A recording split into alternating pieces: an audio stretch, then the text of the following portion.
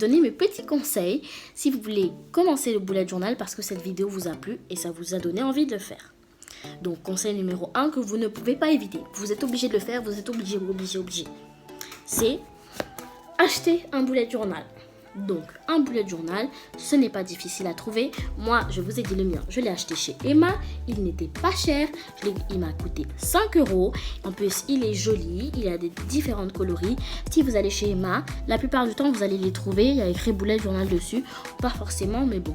Chose que vous devez vraiment retenir, c'est qu'il doit absolument avoir des petits points. En tout cas, pour moi, c'est essentiel qu'il ait des petits points.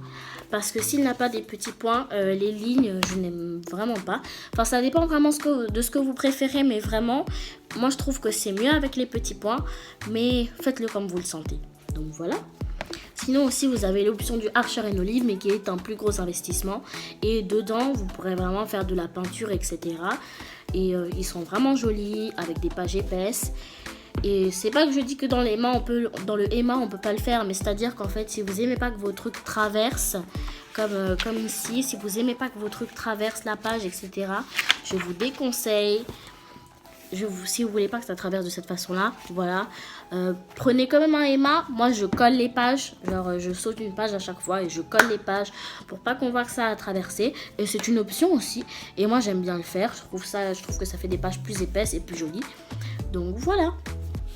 Deuxième conseil, c'est toujours quand vous faites un dessin, toujours le faire au crayon à papier. Enfin, non, ce que je veux dire, c'est que si vous le faites au crayon à papier, c'est faire des traits pas profonds. C'est-à-dire que ce sont des traits fluides. Moi, je fais toujours des petits traits comme ça, mais ils sont fluides et ils ne resteront pas sur la page quand vous allez les gommer parce que ça peut se voir dans vos dessins. Deuxième conseil, c'est toujours avoir des stylos noirs. Enfin, c'est des feutres noirs. Par exemple, moi j'en ai plusieurs. C'est des mines très très fines et ils ont plusieurs tailles. Donc moi c'est des Faber-Castell. Voilà, celui-là c'est un taille XS. Il est pas mal. Puis il y a plusieurs tailles. Donc il y a F, S, M, L, XL. Et donc les mines sont de plus en plus grosses. Par exemple, la mine du F, elle est comme ça. Et la mine du S, elle est comme ça. Donc vous voyez qu'il y a quand même de grosses différences, etc. Puis après, plusieurs personnes qui me connaissent et qui ont vu mes dessins me demandaient avec quoi je les faisais. Donc moi je les fais avec ça, c'est des brush pens. Et donc ils ont deux faces, donc une épaisse, qui fait vraiment des beaux traits, je vous jure, et une toute fine. Donc voilà, il y a plusieurs coloris. Bon, vous voyez que là, comme je vous ai montré comme ça, il n'y en a pas beaucoup parce qu'en fait, avec ma mère, on avait décidé de les acheter au fur et à mesure.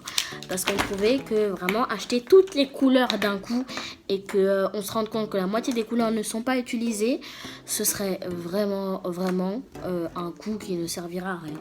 Donc ce serait acheté pour rien.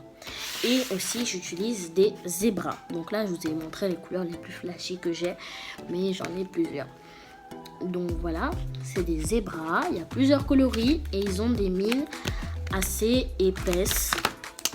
Comme ceux-là, ils n'ont pas deux faces comme les autres, genre elles sont comme ça. Et il y a plusieurs coloris, ils sont vraiment bien. J'ai remarqué que ça traversait pas les pages. Enfin en tout cas dans les dessins que j'ai fait, ils ne traversaient pas les pages. Donc ça c'est un bon point. Et vraiment, si vous prenez un Emma ou même n'importe quel bullet journal, les feutres de base. Désolée. Les Crayolas. Les Crayolas, en vrai, si vous avez vécu à mon époque, c'est-à-dire qu'en fait, il y a peut-être des gens plus petits que moi qui regardent mes vidéos, même plus grands que moi. Si vous avez vécu à mon époque, pour moi, ça, c'était les feutres de base.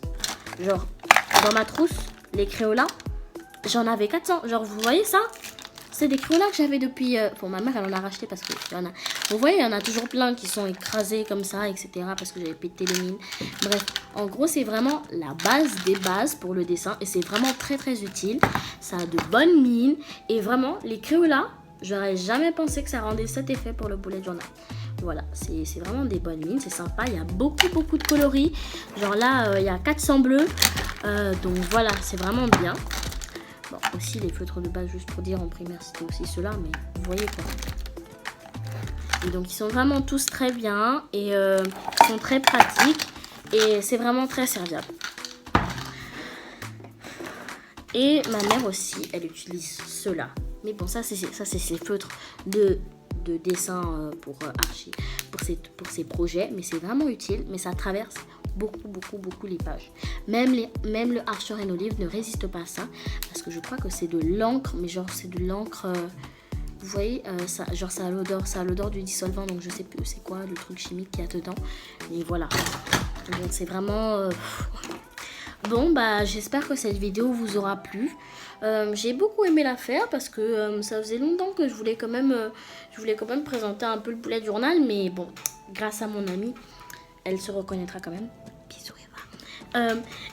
Grâce à mon amie, elle m'a dit bah pourquoi tu feras pas une vidéo sur le bullet journal, parce que je savais même pas quelle vidéo faire cette semaine, je vous avoue.